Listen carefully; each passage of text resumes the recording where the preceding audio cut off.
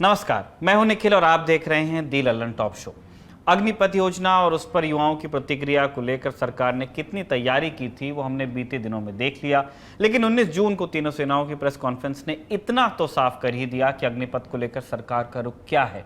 आज सेना ने पहली भर्ती के लिए नोटिफिकेशन भी जारी कर दिया। आज दिन की बड़ी खबर में हम एक सवाल का जवाब खोजने की कोशिश करेंगे कि अब तक सरकार ने जितने कदम उठाए हैं, क्या उन्होंने युवाओं की चिंता का पूरी तरह निवारण किया। हमारी दो टीम्स फील्ड पर जाकर सेना भर्ती के अभ्यर्थियों और प्रदर्शनकारियों से भी मिली हैं। उनसे युवाओं ने क्या कहा आपको वो भी बताएंगे, लेकिन पहले दिन की सुर्खियों पर गौर कीजिए। पहली सुर्खी, दिल्ली पुलिस ने आज सिद्धू मूसेवाला हत्याकांड में शामिल 3 संदिग्ध शार्प शूटर्स को गिरफ्तार किया है। इन तीनों की गिरफ्तारी स्पेशल सेल के द्वारा गुजरात के मुंद्रा से की गई। गिरफ्तार हुए पहले शूटर का नाम है प्रियव्रत फौजी। हरियाणा का रहने वाला प्रियव्रत फतेहगढ़ पेट्रोल पंप पर सीसीटीवी कैमरे में कैद हुआ था। बताया जा रहा है कि प्रियव्रत इस पूरे मॉड्यूल का हेड हो सकता है और मर्डर के वक्त गोल्डी बराड़ के सीधे संपर्क में भी था। ऐसा पहली बार नहीं है कि फौजी इस तरह के मामले से जुड़ा हो। इससे पहले भी हत्या के 2 मामलों में उसका नाम आ चुका है। दूसरे शूटर का नाम है कशिश कुलदीप। 24 साल का कुलदीप हरियाणा में झज्जर जिले के सज्जाना पाना गांव का रहने वाला है। इसे भी पेट्रोल पंप के सीसीटीवी फुटेज में ही देखा गया था। वहीं तीसरे शूटर का नाम केशव कुमार है। 29 साल का केशव पंजाब में भटिंडा जिले के आवा बस्ती का रहने वाला है। गिरफ्तारी के बाद दिल्ली पुलिस की तरफ से प्रेस कॉन्फ्रेंस भी की गई, सुनिए। उस दिन की जो घटना थी उसमें 2 मॉड्यूल इस पे जो घटना को अंजाम देने में वो एक्टिव थे। दोनों गोल्डी बराड़ से कनाडा में जो बैठ के इसको इन टच थे, दोनों मॉड्यूल से उन इन टच थे। एक गाड़ी में बोलेरो में जिसको कशिश चला रहा था, जिसको प्रियव्रत फौजी जो है ये मॉड्यूल को हेड कर रहा था। अंकित सिरसा इनके साथ था और दीपक मुंडी इनके साथ था। ये 4 लोग बोलेरो गाड़ी में थे और इस मॉड्यूल को प्रियव्रत फौजी हेड कर रहा था। गिरफ्तार हुए आरोपियों से दिल्ली पुलिस ने राइफल, पिस्टल और हैंड ग्रेनेड बरामद किए हैं। स्पेशल सेल ने घटना में कुल 6 शूटर्स की पहचान की है। आपको बता दें कि 29 मई को पंजाबी सिंगर सिद्धू मूसेवाला की हत्या कर दी गई थी। हत्या के कुछ घंटों बाद लॉरेंस बिश्नोई गैंग और गोल्डी बराड़ ने हत्या की जिम्मेदारी ली थी। लॉरेंस बिश्नोई फिलहाल दिल्ली की तिहाड़ जेल में बंद है, जबकि गोल्डी बराड़ की लोकेशन कनाडा बताई जाती है। दूसरी सुर्खी नेशनल हेराल्ड मामले से जुड़ी है। राहुल गांधी एक बार फिर प्रवर्तन निदेशालय यानी ईडी के दफ्तर पहुंचे। आज राहुल गांधी करीब 11:05 पर सीआरपीएफ की सुरक्षा के साथ ईडी ऑफिस पहुंचे और उनके साथ बहन प्रियंका गांधी वाड्रा भी थी। इससे पहले भी प्रवर्तन निदेशालय की टीम 3 दिन तक करीब 30 घंटे की पूछताछ कर चुकी है राहुल गांधी से। इधर राहुल गांधी जैसे ही ईडी दफ्तर पहुंचे वैसे ही कांग्रेस कार्यकर्ता सड़क पर उतर गए। दिल्ली के कनॉट प्लेस में कांग्रेस कार्यकर्ताओं ने सड़क पर बैठकर नारेबाजी कर अपना विरोध दर्ज कराया। इसके अलावा मामले पर कांग्रेस की तरफ से अजय माकन ने प्रेस कॉन्फ्रेंस कर मोदी सरकार को घेरा भी। उनकी बात सुन लीजिए। 30 घंटों से ज्यादा राहुल जी की पूछताछ करी जा रही है और ईडी और दूसरे जितने भी सरकारी तंत्र हैं उसके माध्यम से अनुचित दबाव कांग्रेस पार्टी के ऊपर डाला जा रहा है ताकि कांग्रेस पार्टी की आवाज को बंद करा जा सके। क्योंकि हमेशा हम लोगों ने मजदूरों की, गरीबों की, किसानों की, युवाओं की आवाज को कभी कांग्रेस ने और हमारे नेता राहुल गांधी ने दबने नहीं दिया। लिहाजा आज ईडी और पुलिस के माध्यम से ये दबाव बनाया जा रहा है कि आप इनकी आवाज क्यों उठा रहे हैं, सरकार के खिलाफ क्यों आप बोल रहे हैं। भाजपा की तरफ से अजय माकन का जवाब भी दिया गया। ये जिम्मेदारी निभाई पार्टी प्रवक्ता संबित पात्रा ने। उनकी बात भी सुन लीजिए। हर किसी के लिए कानून बराबर का है और राहुल गांधी जी को जानना चाहिए कि ईडी का फुल फॉर्म एनफोर्समेंट डायरेक्टरेट होता है, एंटाइटलमेंट डिमांड नहीं होता है। आज ही हिंदुस्तान की जनता जानती है कि देश के धन का मिसयूज नेशनल हेराल्ड स्कैम के माध्यम से किसने किया है, किस परिवार ने किया है और उसमें राहुल गांधी जी का क्या रोल था। स्वाभाविक है, भ्रष्टाचार किया है तो पूछताछ तो होगी ही। इस देश में कोई राजा नहीं है। शाम होते होते कांग्रेस नेताओं ने विजय चौक से लेकर राष्ट्रपति भवन तक मार्च किया। मार्च खत्म होने के बाद कांग्रेस के 7 सदस्यीय दल ने राष्ट्रपति रामनाथ कोविंद से मुलाकात की। इस दौरान दल ने राष्ट्रपति को 2 ज्ञापन सौंपे। पहला अग्निपथ के खिलाफ युवाओं के विरोध प्रदर्शन को लेकर और दूसरा राहुल गांधी के समर्थन के दौरान सांसदों पर की गई कार्रवाई को लेकर। मुलाकात के बाद कांग्रेस नेता मल्लिकार्जुन खड़गे मीडिया से भी मिले, उनसे बात कही, सुनिए।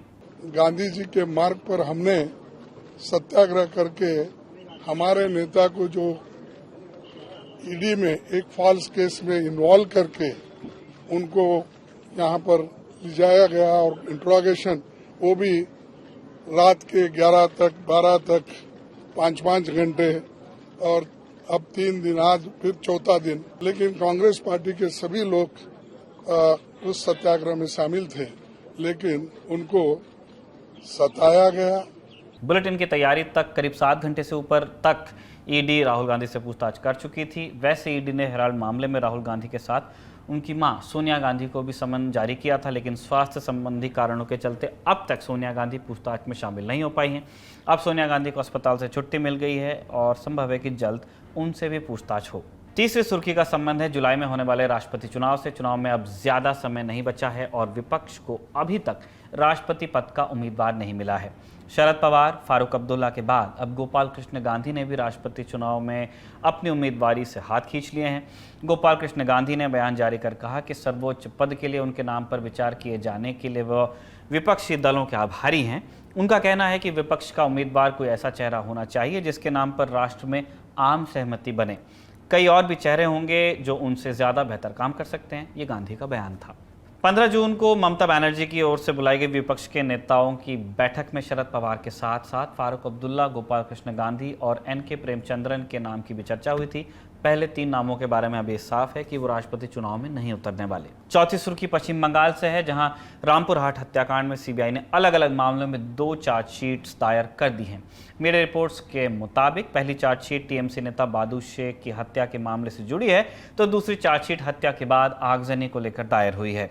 सीबीआई ने बादू शेख की हत्या के मामले में न्यूटन शेख, पलाश खान, मसाज शेख और माली शेख को आरोपी बनाया है, जबकि आगजनी वाले मामले में अनारुल हुसैन समेत कुल 18 लोगों को चार्जशीट में नामित किया गया है।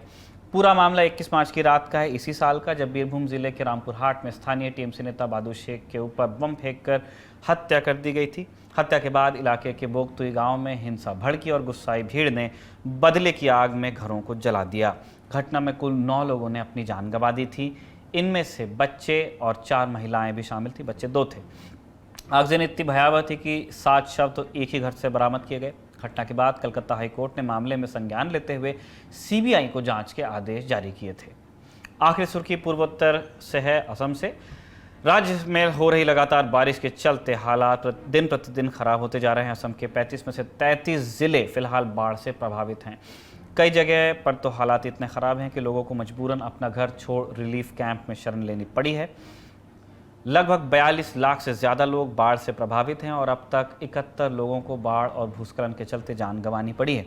असम राज्य आपदा प्रबंधन प्राधिकरण की माने तो पिछले 24 घंटों में बाढ़ और भूस्खलन में 9 लोगों की मौत हुई, जबकि 5000 से ज़्यादा गांव बाढ़ की चपेट में आ गए। बारपेटा सबसे अधिक प्रभावित जिला है, जहां 12 लाख से ज़्यादा की जनसंख्या बाढ़ से परेशान है। वहीं नगांव जिले में रेस्क्यू के दौरान 2 पुलिसकर्मी तेज बहाव में बह गए और बाद में उनके शव बरामद किए गए।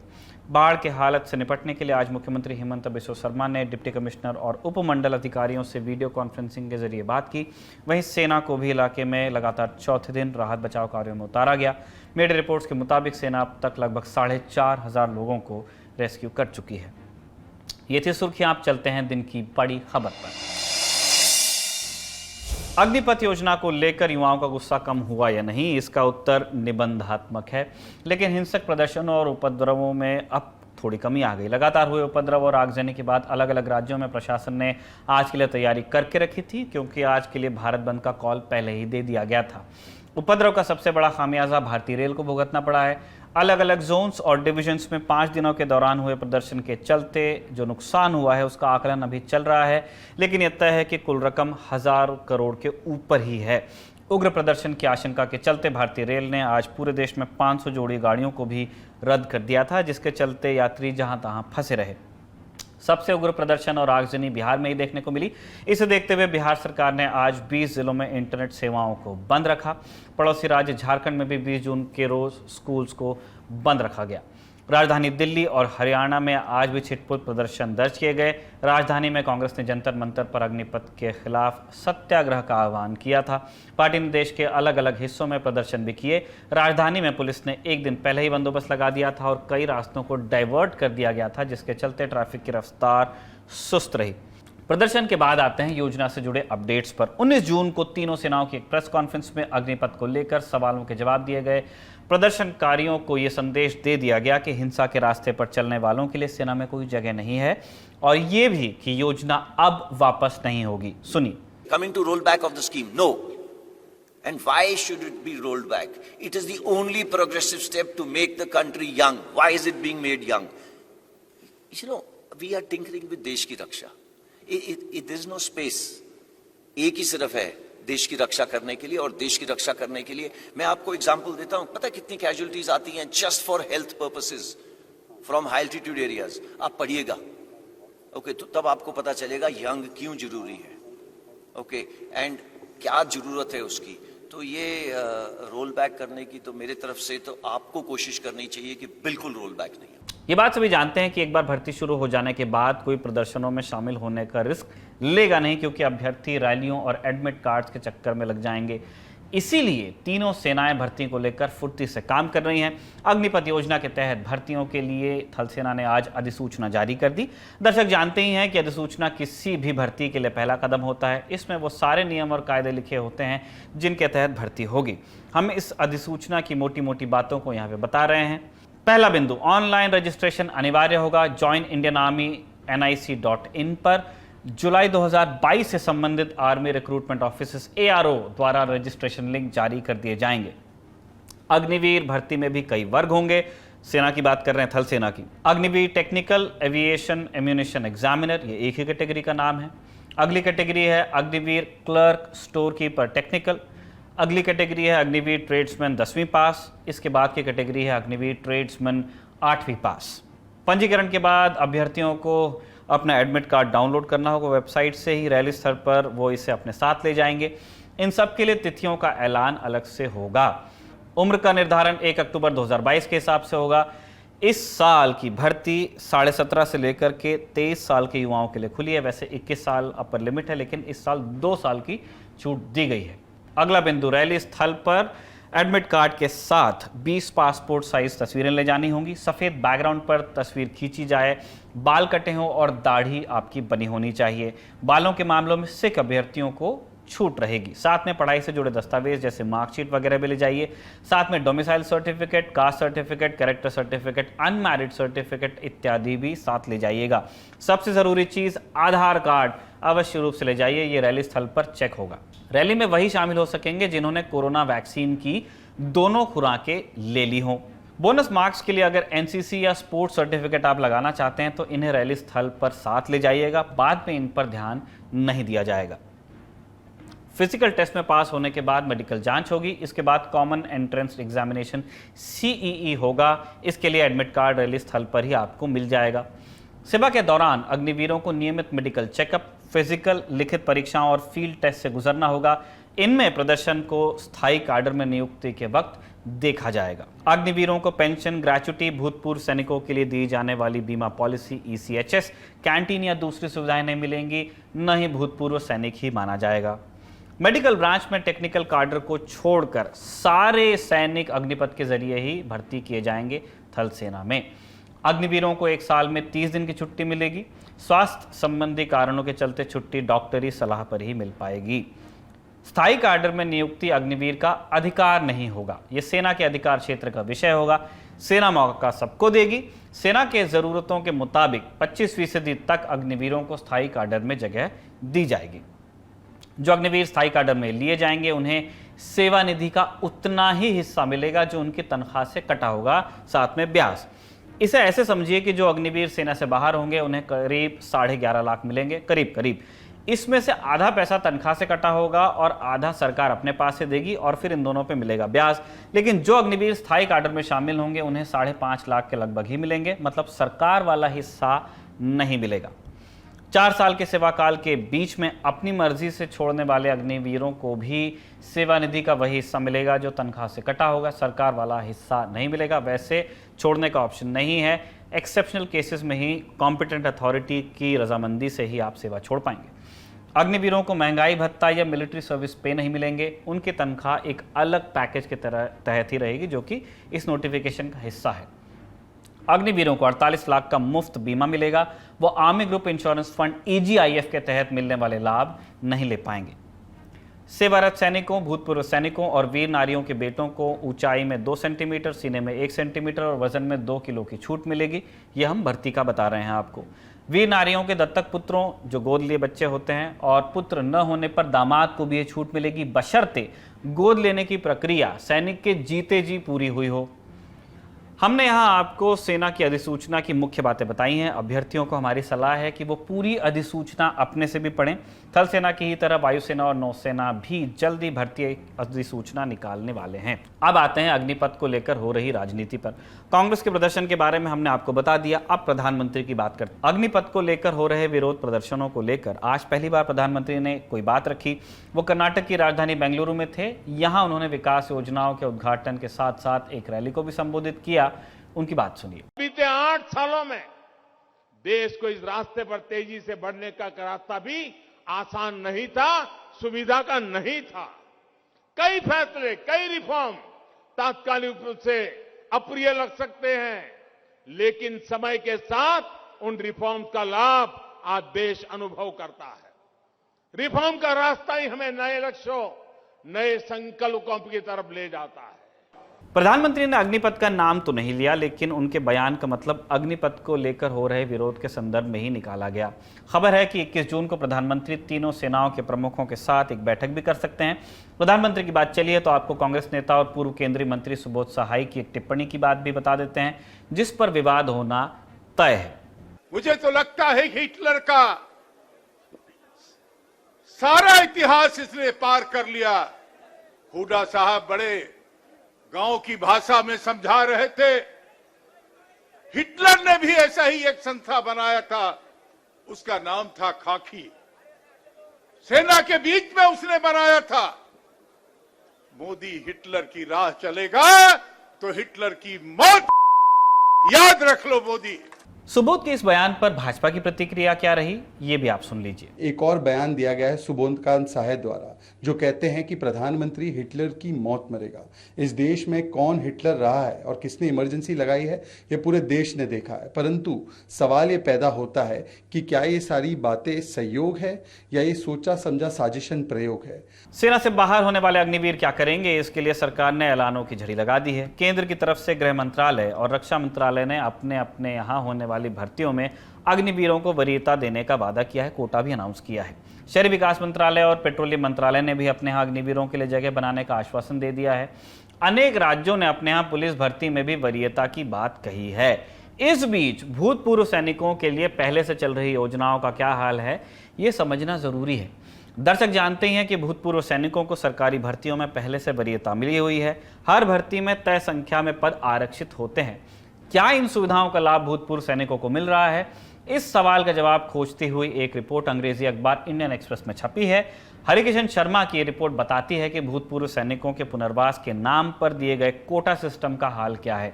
हरिकिशन ने अपनी रिपोर्ट में directorate general of resettlement DGR के हवाले से 20 जून 2021 तक के आंकड़े दिए हैं। DGR रक्षा मंत्रालय के मातहत काम करता है और भूतपूर्व सैनिकों के पुनर्वास का काम देखता है। रिपोर्ट के अनुसार केंद्र सरकार में ग्रुप C के 10% और ग्रुप D के 20% पद भूतपूर्व सैनिकों के आरक्षित होते हैं, लेकिन ग्रुप C में उनकी संख्या सिर्फ 1.29% है और ग्रुप D में उनकी संख्या महज 2.66% है। ये आंकड़े केंद्र सरकार के 77 में से 34 विभागों के हैं। सिर्फ एक विभाग है जहां भूतपूर्व सैनिकों का पुनर्वास तय कोटे के लगभग करीब नजर आता है, सरकारी बैंक्स। यही वजह है कि पुनर्वास को लेकर सरकार और कॉरपोरेट अब जो दावे कर रहे हैं उन्हें लेकर लगातार सवाल पूछे जा रहे हैं। महिंद्रा ग्रुप के आनंद महिंद्रा का उदाहरण हम सबके सामने है, जिन्हें टैग करके पूछा जा रहा है कि अब तक आपने कितने फौजियों को अपने यहाँ नौकरी दे दी। ये था हमारा बड़ी खबर सेगमेंट। अब आपको दिखाते हैं दिन के वीडियो। जी हाँ, अनेक हैं। हमारे 4 साथी अभिनव, मोहन, सिद्धांत और पंकज मैदान पर हैं। अग्निपथ को लेकर युवाओं की चिंताओं को डॉक्यूमेंट कर रहे हैं। इनकी फील्ड रिपोर्ट्स को आप दिल टॉप के सारे social media handles, account, channels पर देख रहे हैं, हमारी वेबसाइट पर भी देख रहे हैं, पढ़ रहे हैं। हम यहाँ उसके कुछ अंश आपके साथ बांटेंगे। बीते दिनों भाजपा नेता कैलाश विजयवर्गीय का ये बयान खूब चर्चित हुआ था, उसे सुन लीजिए, फिर आगे की बात बताते हैं। मुझे अगर इस ऑफिस में, बीजेपी के ऑफिस में सिक्योरिटी रखना है तो मैं अग्निवीर को प्राथमिकता दूंगा। इस बयान पर अभिनव ने युवाओं के विचार जाने, आप खुद देखिए और सुनिए। बीजेपी के नेता कैलाश विजयवर्गीय ने कहा कि भाई हम अगर मुझे अपने ऑफिस की सिक्योरिटी देना है सिक्योरिटी गार्ड में, तो उनको अग्निवीरों को अब इस जरूरी तो नहीं है ना। 75% एक सेकंड रुकिए। अरे इसमें ये है ना, वो अपने सारे बंदे हैं जो किसान हैं वही आर्मी की भर्ती करते हैं, ना कि कोई नौकरशाही, मतलब जो सरकार है जो भी है ये नेताशाही। कोई बच्चा नहीं है ना आर्मी का। अगर तैयारी करे, उनको भी करे, तो वो उससे कहे ना कि उनका बच्चा आर्मी की तैयारी करे, तो हम उसके लिए पर नौकर हम रख लेंगे ना उसके लिए। उससे कहना कि हम उनके बच्चों को नौकर रख लेंगे। जो हमारी कह रहे हैं ना, किसान बंधुओं की सारी मेहनत करके 4 साल 5 साल मेहनत करते हैं आदमी, अब 4 साल बाद वो हमारे नौकर रखेंगे। इसमें मतलब वो सरकार ये भी कहना चाह रही है ना। तो इसमें सरकार से हम ये कहना चाहते हैं कि अपने बच्चों को सरकार की आर्मी की भर्ती कराइए, और इसमें हम जो भी कह रहे हैं कि हमारी नौकर रखो, वो रखो, हम रख लेंगे उनको नौकर। इसमें वो सिक्योरिटी गार्ड, हाँ सिक्योरिटी गार्ड रख रही है ना, हम रख लेंगे ना, जो भी बंदा मतलब सरकार से कह रही है। अग्निपथ को लेकर हो रहे विरोध में कोचिंग संचालकों की भूमिका पर सवाल उठाए गए हैं। कोचिंग संचालकों पर यह आरोप लगाए गए हैं कि उनके कहे पर युवाओं ने आगजनी की है। अभिनव ने कोचिंग संचालक से भी जाना कि प्रदर्शनों को लेकर वो क्या सोचते हैं। और हमारा आज जो टीओपी का चल रहा है, ओटीपी का, उसमें एक भी बच्चा प्रोटेस्ट नहीं, टीओडी का जो चल रहा है उसमें एक भी बच्चा हमारा वो नहीं कर रहा है, प्रोटेस्ट नहीं कर रहा है। आपसे मैं जब कैमरे के पीछे बात कर रहा था तो आपने बहुत दिलचस्प बातें बताई। क्यों प्रोटेस्ट नहीं कर रहा था, उसको पहले बता दीजिए। मेन चीज़ है कि हम जिस देश का पूरी देशभक्ति से सम्मान करते हैं, उस देश में आग कैसे लगा सकते हैं। हम उस देश का खा रहे हैं, उस देश में हम नौकरी करके आए हैं, और उसी देश को हम जलवाएं, ये हमारे बस की बात नहीं है। इससे ना करना बेहतर है। इसको देशभक्ति नहीं, देशभक्षक कहते हैं इनको। और मैं यही कहूँगा, जितने भी हैं ये सिर्फ गुमराह हैं। थोड़ी सी सरकार की कमियां रही हैं। जो चीज़ें अगर ये पहले से इनको सही समय पे अनाउंस करके सही तय करते तो शायद ऐसा ना होता। जिन बच्चों की भर्तियां अधूरी हैं, जिनके टेस्ट नहीं हुए हैं, किसी का फिजिकल कंप्लीट है, किसी का टेस्ट कंप्लीट है, ज्वाइनिंग नहीं हुई है, अगर ये सारी की सारी इनको ज्वाइनिंग दी जाती तो शायद इतने बड़े उपद्रव आज नहीं होते। हमारी टीम गाजीपुर के गहमर भी पहुंची। इस गांव को फौजियों का गांव कहा जाता है, क्योंकि यहाँ से बहुत बड़ी संख्या में युवा सेना में भर्ती होते हैं और ये परंपरा दशकों से चली आ रही है। युवा इस बात से भी चिंतित मिले यहाँ कि वाकई उनसे अगर इस बात का सबूत मांगा गया कि वो प्रदर्शनों का हिस्सा नहीं थे, तो इसके चलते शोषण का शिकार भी हो सकते हैं। सुनिए। कल जनरल जी के द्वारा जो भी बयान आया था, ऐसा मैं जानता हूँ इसको भ्रष्टाचार का बढ़ावा मिलेगा। एनओसी के नाम पे आपके लोकल थाने के पुलिस युवाओं का दोहन करेंगे, ये हमसे लिखित ले लीजिए। हम नहीं गए हैं, गहमर गांव में कोई भी युवा आज तक प्रोटेस्ट नहीं हुआ है इसके खिलाफ, लेकिन जब इनकी ज्वाइनिंग आएगी, इनका वेरिफिकेशन आएगा, लेकिन इनसे बोला जाएगा आपकी फ़ोटो है, आपकी वीडियो है, आपका हमारे होमगार्ड के द्वारा आपका नाम नोट है, नंबर नोट है, जबकि पहले ही पुलिस आकर हमारा नाम और नंबर नोट करके चली गई है। तो उसके लिए ये भ्रष्टाचार का बढ़ावा होगा। एनओसी के नाम पे इनका दोहन किया जाएगा, 1-2 लाख रुपए तक की मांग की जाएगी, जो लड़के देने में मजबूर होंगे। ये सीधा जनरल भी जो भी जनरल थे अनिल पुरी जी, इनका वाहियात स्टेटमेंट था, हम इसका खारिज करते हैं। आप कह रहे हैं कि जब आप प्रोटेस्ट में हिस्सा नहीं लिया, पुलिस वेरिफिकेशन में एनओसी है, तो वह पुलिस आप थाने से पुलिस से पैसा मांगा जाएगा। ये था आज का the Lallantop show. Comment box में लिखकर बताइएगा कैसा लगा। जो युवा प्रदर्शन कर रहे हैं उनसे हमारी अपील है कि शांतिपूर्ण तरीके से अपना एतराज़ जताएं, हिंसा न करें। आप अभी भर्ती के लिए अपीयर होने वाले हैं, वहाँ आपका पुलिस रिकॉर्ड खंगाला जाएगा, जो कि क्लीन होना बहुत ज़रूरी है। अगर कोई एतराज़ है तो उसे सभ्य भाषा में, सभ्य तरीके से, संसदीय तरीकों से दर्ज कराने की कोशिश कीजिए। आप सबके लिए जो भर्ती खुल रही है उसमें आपकी सफलता की हम कामना करते हैं। देखते रहिए दी ललन टॉप।